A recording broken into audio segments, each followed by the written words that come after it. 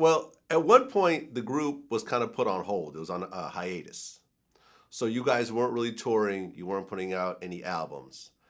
And I guess right around the middle of 2003, all you had was $142 to your name and a cell phone.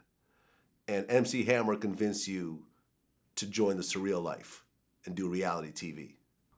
Yeah, it went something like that. It went something like that. You know, I got a friend. Her name is Sherry, and she works over at E1. And one day she took me over to the VH1 offices, and when she took me over there, I made such an impact because I was going to everybody's cubicle, fucking with everybody. Hey, how you doing? Yo, I'm Flav. Yo, what's up? Ah, you know what I'm saying? I mean, I went to everybody's cubicle, man. You know what I'm saying? Everybody was shocked to see me there and everything. The word got around that I was in the building. The next thing you know, I'm getting a call from Chris Abrego and Mark Cronin, who were the executive producers of Surreal Life. And they called me in, go with my friend Sherry, over to the VH1 offices and everything, and went to everybody's cubicle. Done made a big impact on everybody over at the VH1 offices. And when the word got around that I was there, like I said, then I got a call from Mark Cronin and Chris Abrego, who was the executive producers of Surreal Life. So they said to me, "Yo, Flav, have you ever seen the Surreal Life?" I said, "I heard about it, and I know that show was supposed to be for has-beens. I'm not a has-been." They said, "Well, we want to put you on the show." So I'm like, "Well, I seen Hammer on there, and I seen Vanilla Ice on there." And, at that time, they were considering Vanilla Ice and Hammer has-beens. You know what I'm saying? Even though they were still kind of hot in the game anyway. My boys don't ever get cold.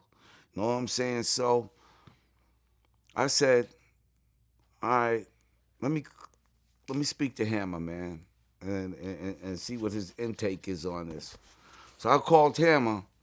I said, "Yo, Hammer, man, you think I should do this TV show, man? It's a real life shit." He was like, "Look, man, I think you should really do it because good things has happened to me after the show, and it can happen for you the same way, Flav." I said, "Okay, Hammer, cool." Hung up the phone, told Mark Cronin, Chris Abrego. I said, "All right, I'll do it. I'm in." So they put me on the show, Vlad.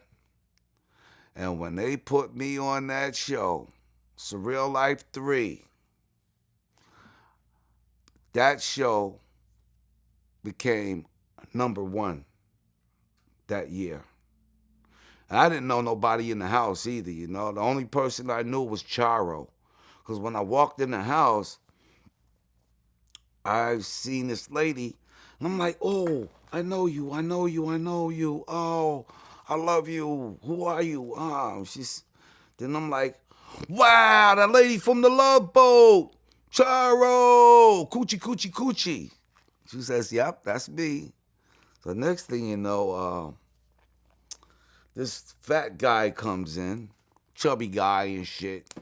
He's all slow. I'm like, "I know this guy. I can't place his face. I mean, I can't place his name, but I know this guy. I know this guy." And who was it? It happened to be Jordan Knight, lead singer from New Kids on the Block. So I knew who he was. It's just that his appearance changed because he had gained so much weight and I haven't seen him, in so many years. Then this other girl comes in. I didn't know who the fuck she was. I heard she got booted off American Idol. Her name happened to be Ryan Starr. Then this tall lady, man, comes in the house, Vlad, and I looked at her, and I'm like, oh, shoot, I know you. I know you. I seen you in a movie. I seen you in a movie, this and that, that and this. Little did I know that was the world's famous Brigitte Nielsen. Then this other guy comes in, last but not least, and I didn't really know who he was too much because I didn't really watch Full House that much, but that happened to be Dave Coulier. Me and Dave became good friends too. You know what I'm saying? But that season, I really showed my ass, bro. I said, I want to be on TV. I'm going to try to make a TV career out of this. You know what I'm saying?